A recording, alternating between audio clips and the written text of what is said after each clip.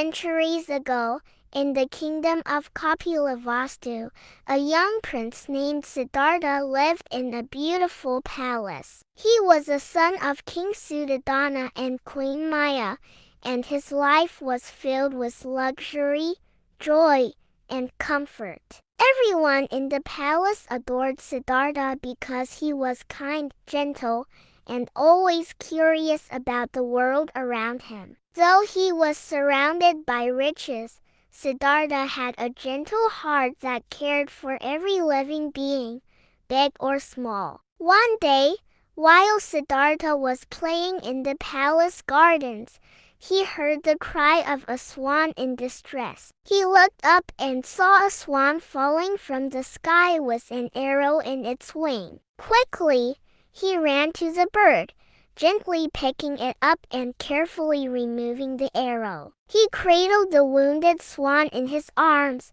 feeling its rapid heartbeat. He whispered soothing words, trying to calm the terrified bird. As he was tending to the swan's wound, his cousin Devadatta, who was known for his skill in archery, arrived at the scene. He saw Siddhartha with the swan and said, "That swan is mine, Siddhartha. I shot it, so it belongs to me." Siddhartha looked at Devadatta and replied, "The swan belongs to no one but itself. It came to me seeking safety, and I will protect it."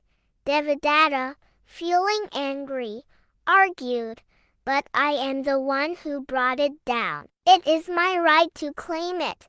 Siddhartha, still holding the swan gently, disagreed.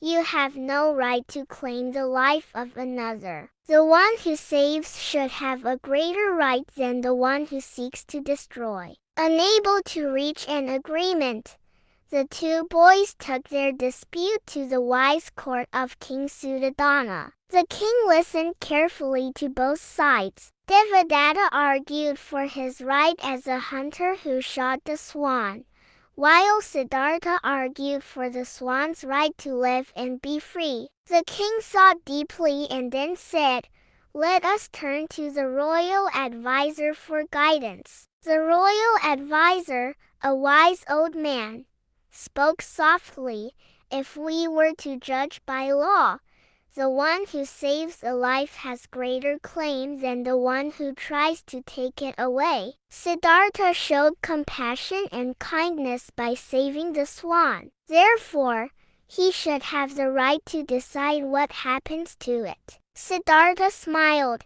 grateful for the advisor's wisdom. He said, "I wish to set the swan free. It should fly back to the skies where it belongs." He gently released the swan, and it flapped its wings, soaring high above the palace, free once again. From that day on, Siddhartha was known not just for his wisdom, but for his compassion and love for all living things. His kind heart eventually led him on a path to become Buddha, the enlightened one, teaching the world the value of kindness, compassion, and respect for all life. This story teaches us that true greatness comes from kindness and respect for others. Siddhartha's choice to protect and free the swan showed that every life is precious and deserves to be treated with love and compassion.